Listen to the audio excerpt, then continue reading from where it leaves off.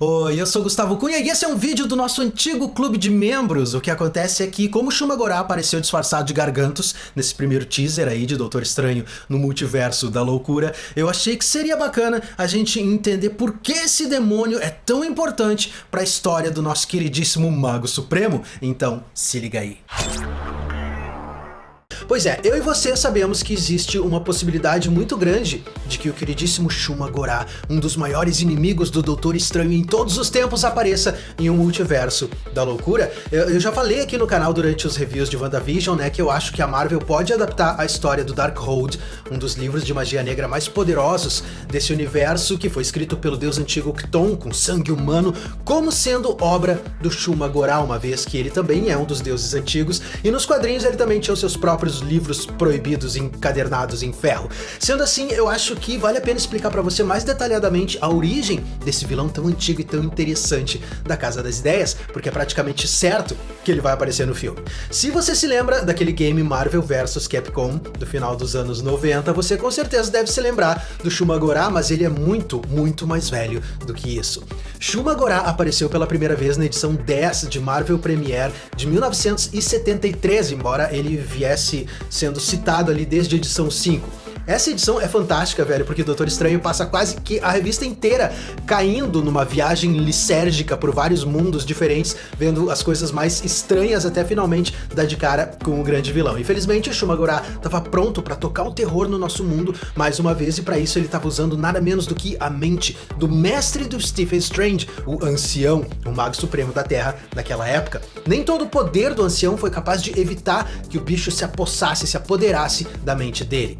Toda aquela viagem que eu citei antes, né, com o Stephen caindo, aconteceu dentro da mente do Ancião, com o Stephen tentando de todas as formas impedir o avanço da criatura. Só pra você ter uma ideia, cara, a batalha dentro da cabeça desse velho e distinto senhor foi sentida por todos os místicos do planeta. O grande lance é que o Shuma-Gorath pretendia derrubar todas as religiões e outros cultos do nosso planeta, substituindo todos eles pela adoração a ele próprio, como nos velhos tempos. A partir do nosso planeta, ele então poderia estender as suas conquistas pro resto do nosso universo, até que toda a nossa realidade pertencesse a ele. No final das contas, só existia uma forma de evitar que o Shuma-Gorath ganhasse acesso ao nosso mundo e ao resto do nosso universo, fechando definitivamente a porta. Sim, cara, Stephen Strange foi forçado a matar o próprio mestre para impedir a volta do Shuma-Gorath. Muito punk, né? Eu nem preciso dizer para você que isso abalou demais o coitado do Stephen Strange, porém logo depois disso, assim como aconteceu com Obi-Wan Kenobi em Guerra nas Estrelas, o espírito do Ancião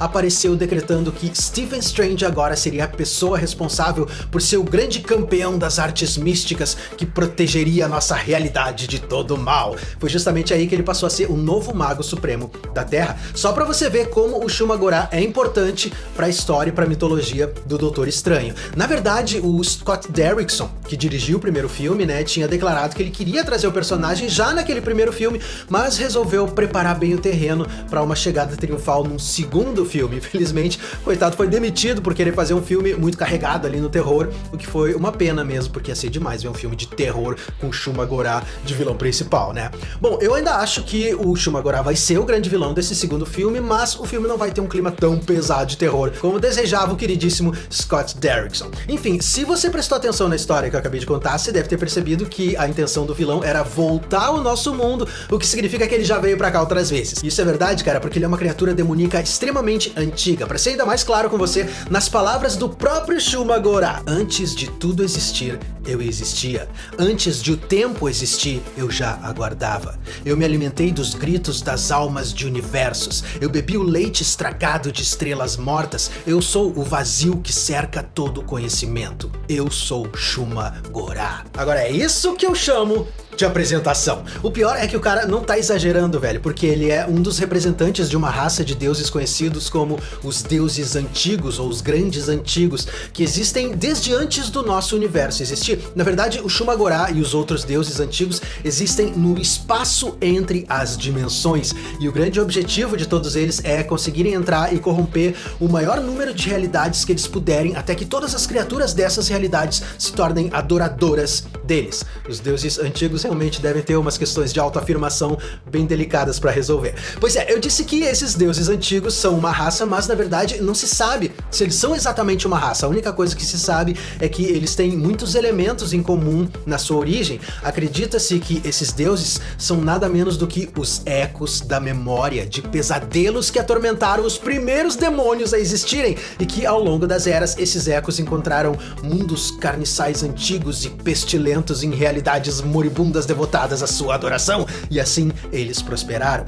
O que acontece é que entre essas criaturas com poder além da compreensão, uma das mais poderosas é justamente Shuma-Gorath, e é claro que num determinado momento Chuminho resolveu vir pra Terra, porque é pra cá que todas as criaturas infinitamente poderosas sempre vêm, né? É isso que sempre acontece. E isso aconteceu pela primeira vez antes do surgimento do Homo sapiens, por volta de 1 milhão de anos atrás, e o Shuma-Gorath estabeleceu um reino de terror, passando a ser adorado e temido pelos Homo erectus que viviam por aqui. Nessa primeira vez, ele só foi expulso por conta de um viajante do tempo chamado Cis-Neg, que era um feiticeiro nascido lá no século 31, uma época em que 3/4 da humanidade possuía a habilidade de manipular magia, embora ninguém pudesse controlar muito poder místico devido ao fato de que a energia mágica se mostrou finita em quantidade, ou seja, quanto mais usuários de magia, menos magia disponível. Enfim, esse cara, que veio recolhendo poder místico ao longo de várias eras, conseguiu colocar o Shuma-Gorath pra dormir e exilou novamente o bicho pro espaço entre as dimensões.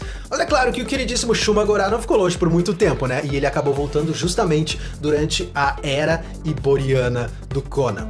Sim, cara, Shuma-Gorath visitou a época do Conan o Bárbaro. Isso, aliás, já era até esperado, né? Uma vez que o criador do Conan, o Robert E. Howard, também é um dos criadores do Shuma-Gorath ao lado do Gardner Fox. Nessa época, o demônio foi invocado por um feiticeiro e uma bruxa que usaram livros secretos de encantamentos, porque eles achavam que poderiam controlar o poder do Chuminho pra reinar sobre a Terra. Inocentes, né, cara? Isso foi só uma estratégia ali do Shuma-Gorath pra conseguir entrar no nosso universo, o que ele realmente conseguiu. Pois é, o problema é que na Era Iboriana já tinha um deus cuidando das coisas por aqui, né? Kron, o deus cimério. E Kron não é o tipo de deus que aceita uma outra entidade livre, leve, solta e aterrorizando a humanidade fazendo o que ela quer. Sendo assim, o deus cimério fez com que um xamã a serviço dele usasse os livros de ferro e prendesse Shuma-Gorath no interior de uma montanha, da qual ele conseguiu escapar mais tarde. Foi justamente Conan, o Bárbaro, o responsável por usar uma vez mais os livros de feitiçaria, esses livros de ferro, para exilar novamente Chuminho pro espaço entre dimensões. Depois disso, muitas eras mais tarde, foi quando Shuma-Gorath resolveu finalmente usar a mente do ancião, o mestre do Doutor Estranho, para voltar ao nosso universo. O grande lance nesse caso é que a criatura buscou a mente do ancião porque ele era a representação de todas as artes místicas voltadas pro bem na nossa realidade, e isso fazia dele uma espécie de antítese do Shuma-Gorath, que é uma encarnação do mais absoluto mal em termos místicos. Muito bacana, né, cara? Sobre os poderes do Chuminho. Shuma-Gorath é descrito frequentemente como uma criatura onipotente nas dimensões em que ele domina. Só pra você ter uma ideia, alguns demônios muito barra pesada do universo Marvel são considerados café pequeno perto do poder dessa criatura. Mephisto, por exemplo, uma vez foi comparado a um rato ao lado de um prédio quando compararam os poderes dele com os poderes do Shuma-Gorath. Porém, o mais legal é o fato de que nem eu nem você jamais fomos capazes de ver a forma verdadeira dessa criatura. Sim, a aparência que nós vemos nos quadrinhos não é a aparência verdadeira dele. O que acontece é que ele acaba sempre sendo exilado da nossa dimensão antes de conseguir realmente entrar por inteiro na nossa realidade e assim atingir o potencial para mostrar a sua verdadeira forma. O que nós vemos é apenas uma fração da essência dele. Totalmente excelente, né, cara? Por um lado, isso lembra bastante as criaturas dos contos do H.P. Lovecraft, que são seres de um poder tão absoluto e um mal tão ancestral e poderoso que a mente humana é simplesmente incapaz de decodificar a aparência dessas criaturas, né? A mera visão de um deles pode ser capaz de deixar um ser humano insano. E no caso do Shuma-Gorath é basicamente a mesma coisa. Velho, Chuminho é o governante de centenas de dimensões e um dos poderes dele é literalmente reescrever a realidade, sendo capaz de manipular a energia do caos. Aliás, é justamente por isso que ele pode acabar tomando o lugar do deus Cthon, que concedeu os poderes dessa magia pra Wanda Maximoff nos quadrinhos, né? Você entende que justamente por conta da natureza semelhante entre esses dois deuses, seria muito fácil pra Marvel adaptar o Shuma-Gorath no lugar do Cthon. Entre os poderes praticamente ilimitados que essa criatura assume quando conquista uma realidade estão a capacidade de se comunicar e controlar outras criaturas em outros universos, o que seria uma grande grande vantagem na hora de adaptar ele pro multiverso da loucura. E uma vez que ele finalmente entra por completo no universo e se estabelece, ele se torna capaz de destruir galáxias inteiras lá dentro. Na verdade, cara, depois que ele toma conta, Chuminho é capaz de destruir até mesmo um universo inteiro.